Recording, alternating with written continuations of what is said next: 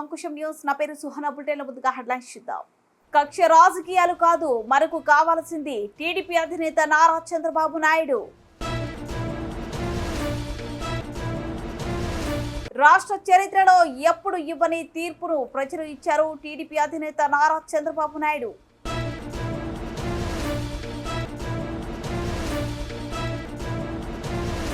చంద్రబాబుకు జనసేన అండగా ఉంటుంది పవన్ కళ్యాణ్.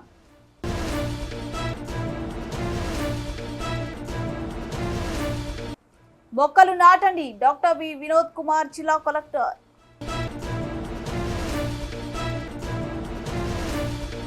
కూటమి నేతలు పవన్ కళ్యాణ్ పురంధేశ్వరికి గౌరవం ఇస్తూ తనకు వేసిన ప్రత్యేకమైన కుర్చీని వద్దని, వాళ్ళు కూర్చున్న కుర్చీ లాంటిదే తెమ్మని చెప్పిన బాబు. ఇది చంద్రబాబు సంస్కారం.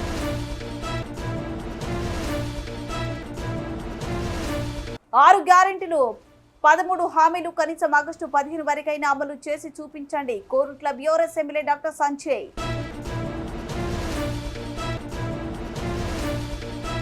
కక్ష రాజకీయాలు కాదు, మనకు కావాల్సింది. అలాగని తప్పు చేసిన వారిని క్షమించి వదిలేస్తే అది అలవాటుగా మారుతుంది. ముఖ్యమంత్రి నారా చంద్రబాబు నాయుడు పరిపాలించినటువంటి వ్యక్తి యొక్క ప్రవర్తన చూసిన తర్వాత ఇలాంటి వ్యక్తి పాలనకు పనికిరాడనే ఉద్దేశంతో ఓట్లు చేసే పరిస్థితికి వచ్చారు. ఇది నా ఉద్దేశ ప్రకారం ఒక కేస్ స్టడీ అవుతుంది. మనందరం కానీ జాగ్రత్తగా ఆలోచిస్తే. కానీ మనం కూడా అదే విధంగా కక్ష తీర్చుకోవాలి అని కానీ మనం ముందుకు పోతే మనకు కూడా సమస్య వస్తుంది. అదే సమయంలో ఒకటే చెప్తున్నా, తప్పు చేసిన వాడిని క్షమించి పూర్తిగా వదిలిపెడితే కూడా మళ్ళా అలవాటుగా మారుతుంది. తప్పు చేసిన వాళ్లకు శిక్ష పడవలసిన అవసరం ఉంది, చట్టపరంగా శిక్షించాల్సిన అవసరం ఉంది. అదే సమయంలో విధ్వంస రాజకీయాలు, కక్షా రాజకీయాలు కాకుండా ఇవన్నీ. టీడీపీ అధినేత చంద్రబాబు ప్రసంగం. ఎన్డీఏ శాసనసభ పక్ష నేతగా ఎన్నుకున్నందుకు ధన్యవాదాలు. రాష్ట్ర చరిత్రలో ఎప్పుడు ఇవ్వని తీర్పును ప్రజలు ఇచ్చారు. ప్రజలు ఇచ్చిన తీర్పును నిలబెట్టుకోవాల్సిన బాధ్యత మనపై ఉంది. రాష్ట్రాన్ని కాపాడుకోవడానికి ప్రజలు చొరవ చూపారు. 100% 3 పార్టీలు నేతలు, కార్యకర్తలు సమిష్టిగా పనిచేశారు. ప్రజల మనోభావాల మేరకు కార్యకర్తలు పనిచేశారు. 3 పార్టీల నేతలు, కార్యకర్తలకు మనస్ఫూర్తిగా ధన్యవాదాలు. ఎన్నికల్లో 93% గెలవడం దేశ చరిత్రలో అరుదైన అనుభవం. ఎన్నికల్లో 57% ఓట్లతో ప్రజలు ఆశీర్వదించారు. ప్రజల తీర్పుతో మనందరిలో మరింత బాధ్యత పెరిగింది. జనసేన పోటీ చేసిన 21 స్థానాల్లోనూ గెలుపొందింది. బీజేపీ పోటీ చేసిన 10 స్థానాల్లో 8 సీట్లు గెలుపొందింది. ప్రజలు ఇచ్చిన తీర్పు వల్ల ఢిల్లీలో అందరూ గౌరవించారు. ప్రజల తీర్పుతో రాష్ట్ర ప్రతిష్ట, గౌరవం పెరిగింది. పవన్ కళ్యాణ్ సమయ స్ఫూర్తిని ఎప్పటికీ మర్చిపోలేమును. నేను జైల్లో ఉన్నప్పుడు పవన్ వచ్చి పరామర్శించారు. టీడీపీ జనసేన పొత్తు పెట్టుకున్నట్లు చెప్పారు. బీజేపీ, టీడీపీ, జనసేన కలిసి పోటీ చేస్తామని చెప్పారు. రాష్ట్ర ప్రయోజనాల దృష్ట్యా బీజేపీ, టీడీపీ, జనసేన పొత్తు పెట్టుకుంది. ఎలాంటి పొరపాట్లు లేకుండా కలిసి పనిచేస్తామని, అభివృద్ధి కోసం కేంద్ర సహకారం అవసరం, రాష్ట్రానికి పూర్తిగా సహకరిస్తామని కేంద్ర నేతలు చెప్పారు. అవన్నీ చేస్తాం. ఇంకొక పక్కన నిన్న మొన్న నేను వస్తానంటా ఉంటే వాళ్ళకు కూడా తెలుసు కాబట్టి ఎన్డీఏ అభ్యర్థిగా అంటే శాసనసభ నాయకుడిగా ఎన్నుకుంటారనే ఉద్దేశంతో, ముఖ్యమంత్రి అవుతాను ఉద్దేశంతో రోడ్లన్నీ కూడా నిలిపేస్తాను. నేను ఒకటే చెప్పాను, మేము వచ్చినప్పుడు ఒక్క నిమిషం, ఒక సిగ్నల్కి ఇంకొక సిగ్నల్కి కొద్దిగా గ్యాప్ పెట్టుకోండి. అవసరమైతే ఒక 5 నిమిషాలు లేట్ అయినా మాకు పర్వాలేదు, కానీ ప్రజలు ఎవ్వరికీ ఇన్కన్వీనియన్స్ కలగకూడదని చాలా స్పష్టంగా ఆదేశాలు ఇచ్చాం. కాబట్టి అవన్నీ మనం చేద్దాం. ఇంకొక పక్కన దాడులు చేసి బాధితులపైనే కేసులు పెట్టే పరిస్థితి ఉండదు ఈ రోజు నుంచి. అది కూడా మనం చూసాం. ఏ ఒక్కరి ఆత్మగౌరవానికి భంగం కలగదు. ఒక పాజిటివ్ గవర్నెన్స్ అన్ని చోట్ల కనపడుస్తుంది. ప్రజాహితం కోసమే పనిచేస్తాం. ప్రతి నిర్ణయం, ప్రతి అడుగు ప్రజల కోసమే ఉంటుంది. స్టేట్ ఫస్ట్ అనే నినాదంతో ముందుకు పోతాం. ఈరోజు మేము ముగ్గురం కూడా ఢిల్లీలో వెళ్ళినప్పుడు కూడా మా ఆలోచన ఈ రాష్ట్రం ముందుండాలనే ఉద్దేశంతోనే ముందుకు పోయాం. అదే సమయంలో ఈరోజు మన రాష్ట్రానికి కూడా సముచితమైన గౌరవం ముగ్గురు మంత్రులు కేంద్రంలో మన వాళ్ళు ఉండే పరిస్థితికి వచ్చారు. ఒక పక్కన రామ్మోహన్ నాయుడు శ్రీకాకుళం ఎంపీ, ఆయన కేంద్రంలో మంత్రి పదవి, కేబినెట్ పదవి వచ్చింది. ఇంకొక పక్కన పెంబసాని చంద్రశేఖర్కి స్టేట్ మినిస్టర్గా ఎంఓఎస్ కింద ఇచ్చారు. మూడోది కూడా ఒక సామాన్యమైన కార్యకర్త Srinivasa Varma, Narasapur MP, BJP MP, ఈరోజు కేంద్రంలో మంత్రి స్థానం వచ్చింది. ఓసారి బీజేపీలో కూడా ఇది ఒక ప్రత్యేకత. ఆయన ఎంపీ ఇచ్చినప్పుడు నాకే ఆశ్చర్యం వేసింది. ఒక మామూలు వ్యక్తి ఎంపీ ఇచ్చారు.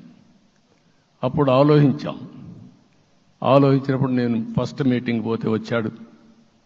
వచ్చినప్పుడు నేను ఎంక్వైరీ చేస్తే ఆయన స్ట్రాంగ్గా పార్టీ కోసం పనిచేశాడు. ఒక పార్టీ కార్యకర్తను గుర్తించిన పార్టీ భారతీయ జనతా పార్టీ. అది కూడా తెలుగుదేశంలో కూడా చేస్తున్నాం, జనసేనలో కూడా చేస్తున్నాం. వారి యొక్క ప్రత్యేకత.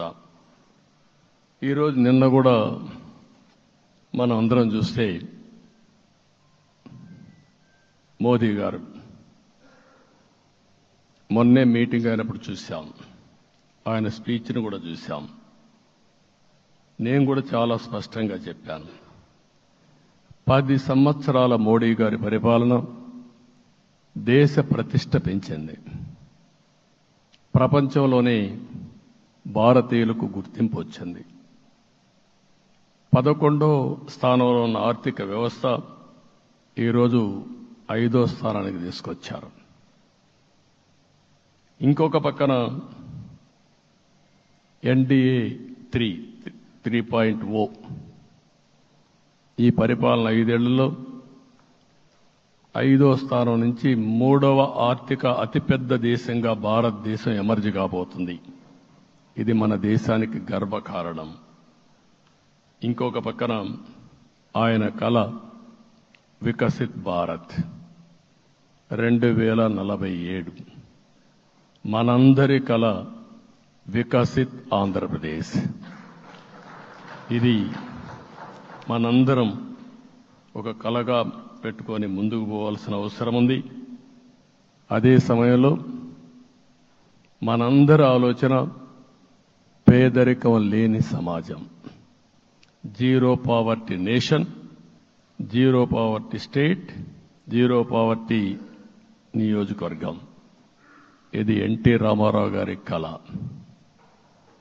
ఆయన చాలాసార్లు నేను మొన్న కూడా చెప్పాను, ఒకప్పుడు కమ్యూనిజం, క్యాపిటలిజం, సోషలిజం ఇది ఆర్థిక సంస్కరణ రాని ముందు ప్రతి ఒక్కరిని అడిగే విధానం. ఎవరిని అడిగినా మీరు ఏ సైడ్ ఉంటారని అడిగేవాళ్ళు. అలాంటి సమయంలో ఎన్టీ రామారావు గారిని మీరు ఏ ఇజాన్ని నమ్ముతారో చెప్పమంటే నాకు ఈ ఇజాల గురించి తెలియదు, నాకు తెలిసింది ఒకే ఒక ఇజం, అది హ్యూమనిజం అని చెప్పిన ఏకైక నాయకుడు భారతదేశంలో ఎన్టీ రామారావు గారు. ఆయన ఆ రోజు చెప్పింది పేదరికం లేని సమాజాన్ని సృష్టించాలని, పేదవాళ్లే దేవుళ్ళు, సమాజమే దేవాలయం అని చెప్పిన వ్యక్తి. ఆ కళని సాధికారం చేద్దాం. అదే నేను నిన్న చెప్పినప్పుడు కూడా ఈ దేశం అభివృద్ధి కావడంలో ఎలాంటి అనుమానం లేదు. కానీ ఆ అభివృద్ధి ఫలితాలు పేదవాళ్లకు తీసుకుపోవడంలో కాన్షియస్ ప్రజా నిర్ణయాలు తీసుకోవాలి, పబ్లిక్ పాలసీ తీసుకోవాలి. దానికి మన రాష్ట్రం నాంది పలికి కేంద్రానికి కూడా ఒక ఆదర్శంగా మనం నిరూపించుకుందాం. దానికి మీరందరూ కూడా మీ స్థాయిల్లో మీరు చేయాల్సిందిగా నేను కోరుకుంటూ ఈరోజు ప్రజలందరికీ విజ్ఞప్తి చేస్తున్నాం. మీరు ఓట్లు వేశారు, మమ్మల్ని గెలిపించారు, మీరు గెలిచారు, మీ పని అయిపోలేదు. కానీ మమ్మల్ని అనునిత్యం ఆశీర్వదించుతూ నడిపించే బాధ్యత ప్రజల్ని తీసుకోమని పూర్తిగా కోరుకుంటున్నాం. ప్రజాస్వామ్యంలో ఎప్పుడు కూడా ఓట్లేసి బాధ్యత లేకుండా ఉండేవాళ్ళు, కావాల్సింది అడిగేవాళ్ళు. నిన్న ఎన్నికల్లో చాలా మందిని చూశాను, ఫస్ట్ టైం పోలింగ్ ప్రారంభం అవుతానే అరాకొర వచ్చేవాళ్ళు. పోలింగ్ స్టేషన్లో కూడా మనుషులు ఉండేవాళ్ళు కాదు. కొంతమంది మధ్యతరగతి అబవ్ ఉండేవాళ్ళైతే ఎప్పుడో మధ్యాహ్నం పైన పోదామని ఇంట్లో లీజర్గా పడుకునేవాళ్ళు. మధ్యాహ్నం పైన కూడా ఖాళీగా ఉంటే వచ్చేవాళ్ళు. ఎండలు ఎక్కువ ఉంటే కొంతమంది అవాయిడ్ చేసేవాళ్ళు. అందుకే మొన్న ఎన్నికల్లో మీరు చూస్తే ఫస్ట్ అవర్లో ప్రతి ఒక్క పోలింగ్ స్టేషన్ ఫుల్గా క్యూలు ఉన్నాయి. ఆ క్యూలు కంటిన్యూ అయింది. మీరు చూస్తే రాత్రి 2 గంటల వరకు క్యూలో నిలబడుకొని ఓట్లు వేశారంటే వాళ్ళ బాధ్యత వాళ్ళు నెరవేర్చారు. దానికి మనం అందరం గుర్తుపెట్టుకొని ఏ విధంగా చేయాలనో మనం కూడా చేయాల్సిన అవసరం ఉంది. ప్రజలందరికీ విజ్ఞప్తి చేస్తున్నా, మమ్మల్ని నడిపించండి. ఎక్కడైనా మేము తప్పు చేస్తే చెప్పే విధానం కూడా ఎస్టాబ్లిష్ చేస్తాం. ఎప్పటికప్పుడు ఫీడ్బ్యాక్ ఇవ్వండి. ఫైనల్గా కలిసి సాగుదాం, రాష్ట్రాన్ని పునర్నిర్మాణం చేద్దాం. నా జీవితంలో నేను చాలా చూశానుగా నాకు ఒకటే కోరిక, భారతదేశం ప్రపంచ దేశాల్లో నెంబర్ 1 దేశంగా తయారు కావాలి. అవుతుంది, దాంట్లో అనుమానం లేదు. 2047కి ప్రపంచంలో భారతదేశం మొదటి స్థానం. బాగా పనిచేసుకుంటే, లేకపోతే 2వ స్థానంలో మనం ఉంటాం. అదే సమయంలో ప్రపంచం మొత్తం భారతీయులు నెంబర్ 1 స్థానంలో ఉంటారు. అది నరేంద్ర మోడీ గారి కళ. అది డెఫినెట్గా జయప్రదం అవుతుందని నేను ప్రగాఢంగా విశ్వసిస్తున్నా. ఇందులో నా స్వార్థం కూడా ఉంది. తెలుగు జాతి ప్రపంచంలోనే నెంబర్ 1గా ఉండాలనేది మన కోరిక. ఇప్పటికీ మీరు చూస్తే హైయెస్ట్ పర్ క్యాపిటా ఇన్కమ్ ప్రపంచంలో ఏ దేశంలోకి వెళ్ళా భారతీయులు సంపాదిస్తున్నారు. అందులో అగ్రస్థానంలో తెలుగు వాళ్ళు ఉన్నారు. అదే సమయంలో ఈ రాష్ట్రాన్ని నెంబర్ 1గా చేయాలనే సంకల్పం మనందరికీ ఉండాల్సిన అవసరం ఉంది. ఇది అసాధ్యం కాదు. ఈ రోజు ఉండే పరిస్థితిని సవరిస్తూనే మళ్ళీ నిర్మాణాత్మకంగా వెళ్తే ఒక నిర్దిష్టమైన సమయం ప్రకారం ఆంధ్రప్రదేశ్ రాష్ట్రాన్ని నెంబర్ 1 చేసుకునే అవకాశం ఉంటుంది. అదే సమయంలో జీరో పావర్టీ. మన ఆలోచనలన్నీ కూడా ఒకటే మీరు ఆలోచించుకోవాలి. ఎవరైతే పేదవాళ్ళు ఉన్నారో, పేదవాళ్ళలో నిరుపేదలు ఉన్నారో దానిపైన దృష్టి పెట్టాలి. దీనికి కూడా ఒక కార్యక్రమాన్ని మనం తీసుకుంటా అని చెప్పి తెలియజేసుకుంటూ, మరొకసారి ఇది ఒక అరుదైన అనుభవం. చంద్రబాబు నాయుడుకు జనసేన పార్టీ అన్ని విధాలుగా అండగా ఉంటుందని ముఖ్యమంత్రిగా నారా చంద్రబాబు నాయుడుని ఎన్డీఏ కూటమి తరపున జనసేన పక్షాన మేము కూడా బలపరుస్తున్నామని జనసేన అధినేత పవన్ కళ్యాణ్ ప్రకటించారు. విజయవాడలో జరిగిన ఎన్డీఏ సమావేశంలో పవన్ కళ్యాణ్ మాట్లాడుతూ, చంద్రబాబు అనుభవంతో రాష్ట్రం రాబోయే రోజుల్లో మరింత అభివృద్ధి చెందే అవకాశం ఉందని, రాష్ట్ర అభివృద్ధి లక్ష్యంగా జనసేన అన్ని విధాలుగా తెలుగుదేశం పార్టీకి అండగా ఉంటుందని పవన్ కళ్యాణ్ ప్రకటించారు. ఈ కార్యక్రమంలో బీజేపీ అధ్యక్షురాలు పురంధేశ్వరి, తెలుగుదేశం పార్టీ అధ్యక్షులు అచ్చెన్నాయుడు, తెలుగుదేశం పార్టీ శాసనసభ్యులు, పార్లమెంట్ సభ్యులు అందరూ ఈ సమావేశంలో పాల్గొన్నారు. తెలుగుదేశం ఎమ్మెల్యేలు ఆసక్తిగా విన్నారు. పవన్ కళ్యాణ్ ప్రసంగం తెలుగుదేశం పార్టీ ఎమ్మెల్యేలలో నూతన ఉత్సాహాన్ని నింపింది. ఎన్డీఏ శాసనసభ పక్ష సమావేశానికి విచ్చేసిన తెలుగుదేశం ఎమ్మెల్యేలకి, జనసేన ఎమ్మెల్యేలకి, భారతీయ జనతా పార్టీ ఎమ్మెల్యేలకి మనస్ఫూర్తిగా మీ అందరికీ నా హృదయపూర్వక నమస్కారాలు. మీ అందరికీ నా హృదయపూర్వక స్వాగతం తెలియజేసుకుంటున్నాను. వేదిక పైన తెలుగుదేశం రాష్ట్ర అధ్యక్షులు, మన తెలుగుదేశం పార్టీ రాష్ట్ర అధ్యక్షులు శ్రీ అచ్చెన్నాయుడు గారికి, భారతీయ జనతా పార్టీ అధ్యక్షురాలు శ్రీమతి దగ్గుపాటి పురంధేశ్వరి గారికి నా హృదయపూర్వక నమస్కారాలు. తాడేపల్లిగూడెం సభలో నేను చెప్పినట్టుగా ఒక దార్శనికులు, 4 దశాబ్దాల సుదీర్ఘ అనుభవం, ఎన్నో ఒడిదుడుకులను ఎదుర్కొన్న తెలుగుదేశం జాతీయ పార్టీ అధ్యక్షులు శ్రీ నారా చంద్రబాబు నాయుడు గారికి నా హృదయపూర్వక నమస్కారం. గత దశాబ్ద కాలంలో రాష్ట్ర విభజన జరిగినప్పటి నుంచి ఆంధ్ర రాష్ట్ర ప్రజలు నలిగిపోయారు, నలిగిపోతున్నారు. గత 5 సంవత్సరాలుగా మరి రాష్ట్రంలోని విపత్కర పరిస్థితులు తెలుసు. మనందరం సమిష్టిగా పోరాటం చేసి కలిసికట్టుగా ఉండి అద్భుతమైన మెజారిటీలతోటి 164 శాసనసభ స్థానాలని ఎన్డీఏ కూటమి దక్కించుకుంది. అద్భుతమైన విజయం. 21 పార్లమెంట్ సభ్యుల్ని మన సెంట్రల్ హాల్లో కూడా మాట్లాడుతూ ఉంటే అందరికీ ఆంధ్రప్రదేశ్ విజయం, తెలుగుదేశం, జనసేన, భారతీయ జనతా పార్టీతో కూడిన ఎన్డీఏ కూటమి విజయం దేశం మొత్తం చాలా ఒక స్ఫూర్తినిచ్చింది.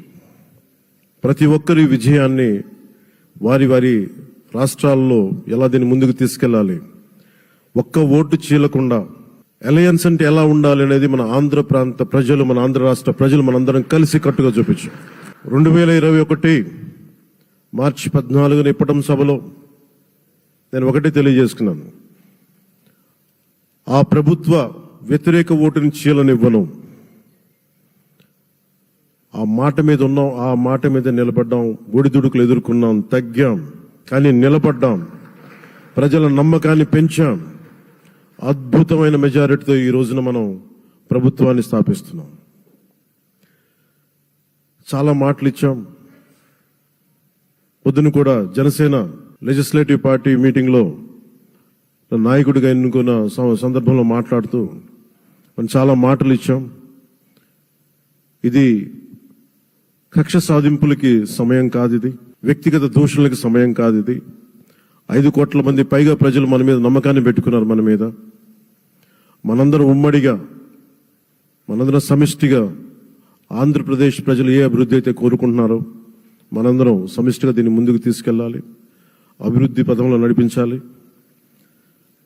విద్య, వైద్యం, ఉపాధి, సాగునీరు, తాగునీరు, లా అండ్ ఆర్డర్ ఇవన్నీ చెప్పొచ్చాం. మనం బలంగా నిలబడతామని. అలాగే మేనిఫెస్టోలో, ఉమ్మడి మేనిఫెస్టోలో చాలా మాటలు ఇచ్చాం.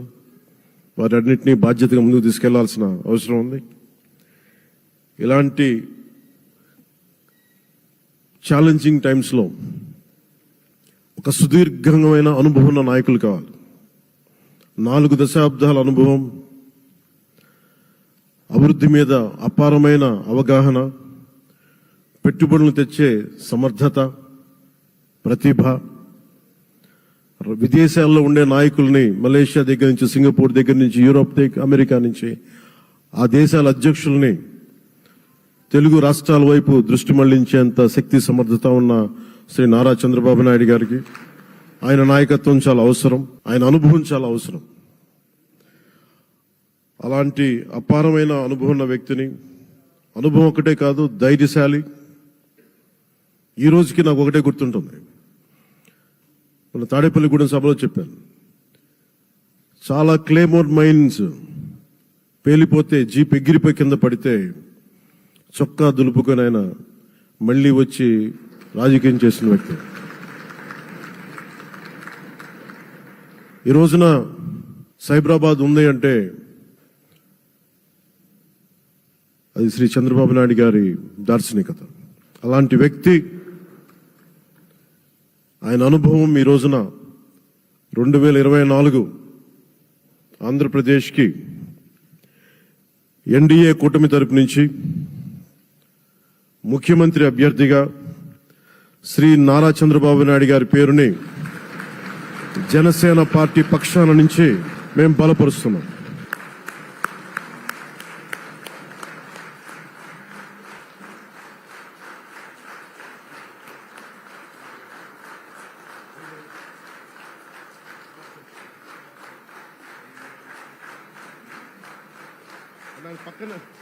ఇది నేను ఆయన పక్కన పెట్టుకుని చెప్పాలి. ఆయన నలిగిపోయారు. జైల్లో చూశాను ఆయన. పాపం భువనేశ్వర్ గారి బాధను చూశాను. నేను అనుకున్నాను, అమ్మ మీరు కన్నీళ్ళు పెట్టకండి, మంచి రోజులు వస్తాయని చెప్పిన మంచి రోజులు వచ్చినాయి. వారికి మనస్ఫూర్తిగా వారికి నా హృదయపూర్వక శుభాకాంక్షలు. మీరు అద్భుతమైన పాలన ఇవ్వాలి అందరికీ మనస్ఫూర్తిగా మీకు నేను తెలియజేసుకున్నాను సార్. కూటమి నేతలు పవన్ కళ్యాణ్ పురంధేశ్వరికి గౌరవం ఇస్తూ తనకు వేసిన ప్రత్యేకమైన కుర్చీని వద్దని, వాళ్ళు కూర్చున్న కుర్చీ లాంటిదే తెమ్మని చెప్పిన బాబు. ఇది చంద్రబాబు సంస్కారం.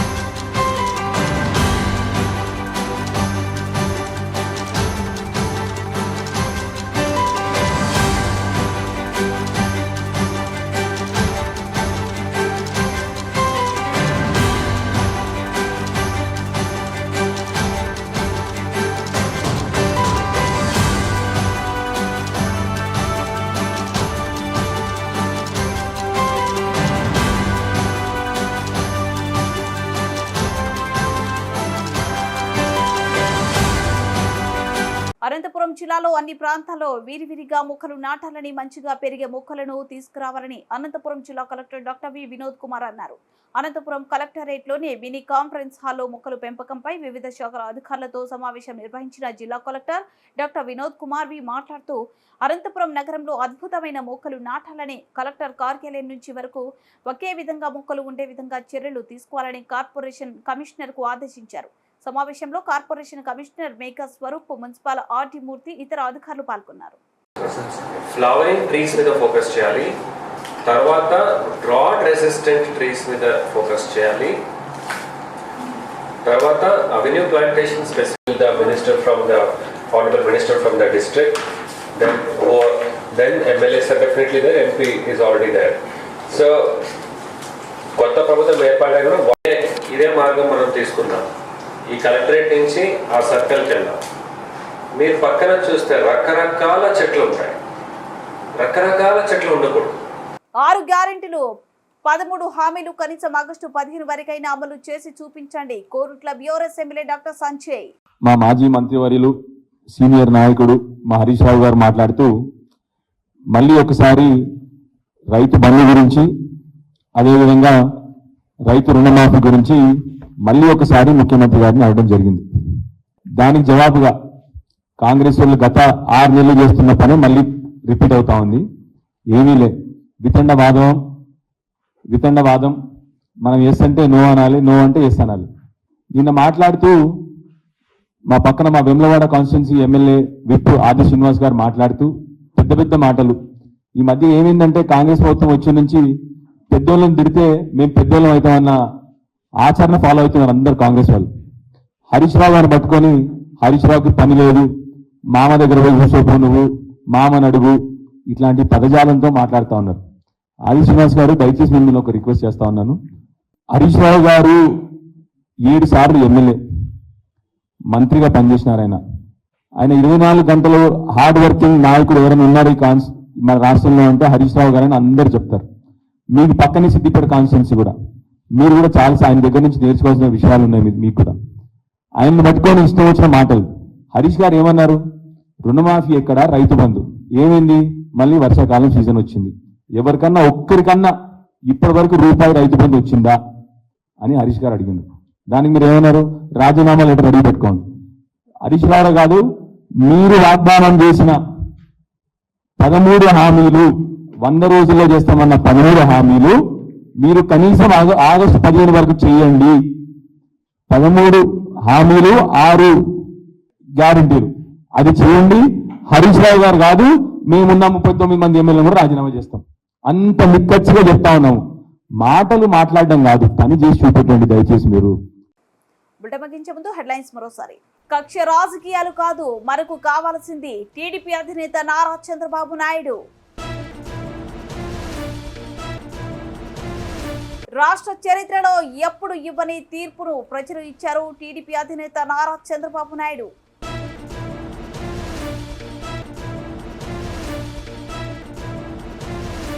చంద్రబాబుకు జనసేన అండగా ఉంటుంది పవన్ కళ్యాణ్.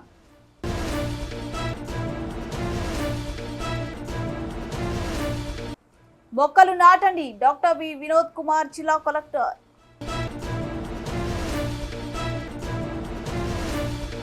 కూటమి నేతలు పవన్ కళ్యాణ్ పురంధేశ్వరికి గౌరవం ఇస్తూ తనకు వేసిన ప్రత్యేకమైన కుర్చీని వద్దని వాళ్ళు కూర్చున్న కుర్చీ లాంటిదే తెమ్మని చెప్పిన బాబు. ఇది చంద్రబాబు సంస్కారం.